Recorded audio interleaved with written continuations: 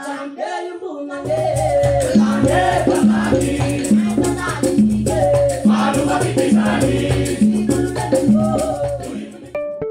fahazarantsika loatra ilay mandoto sy voretra manary fako etsy sy roa any ka totsy mahamenitra sy mahakivy antsika intsony na mahita fako mivangongo eny amoron'arabe tsy amin'ny toerana tokony misy azy aza.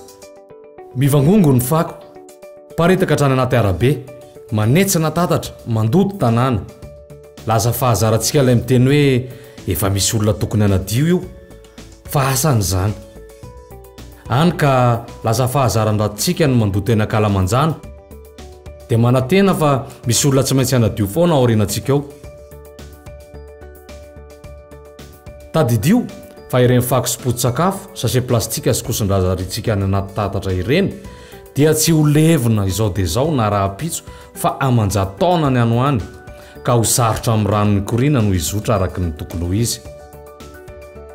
Ary mahatonga azy mitady lalina mivoaka mameno ny arabe ka manamando ny voditrano manamorona izany sy mahatonga ny tondradrano rehefa tsy mahita lalana. Fatary ihany koa fa ny fako be izay miangona tsipitsipitsika eraka io dia hoentin'ny rano rehefa avy ny orana.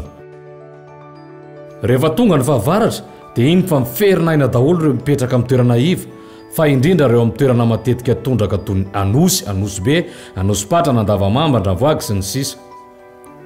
Rehefa fotoam-pahavaratra ka tondraka iny ny rano dia mazana isika manome tsiny tompon'andraikitra hoe tsy manao ny asany izy ireo satria feno rano hatreny anatin'ny arabe ka hatrany an-trano mihitsy aza ny sasany.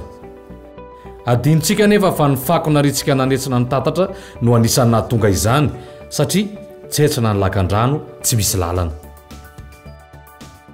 Ry namako, andao ialana ilay fahazaran-dratso miaina miaraka amin'ny loto ka hiaraka ibesy anabe ny manodidina antsika mba hiova sy hanova fihetsika. Andao hiaraka natotra ny fakontsika eny amin'ny toerana misy azy. Efa ho avy ny fahavaratra ka tokony efa hiomana isika mba tsy ho tratra tampoka amin'izany. Aleo tsy manary fako eran'io na manefa manadio ianao rehefa tsy mandoto. Ampianaro ihany koa ny manodidina mba navaka ny fako mora levina toy ny potikanina ohatra sy ny fako tsy mety levina toy ny sachet plastika.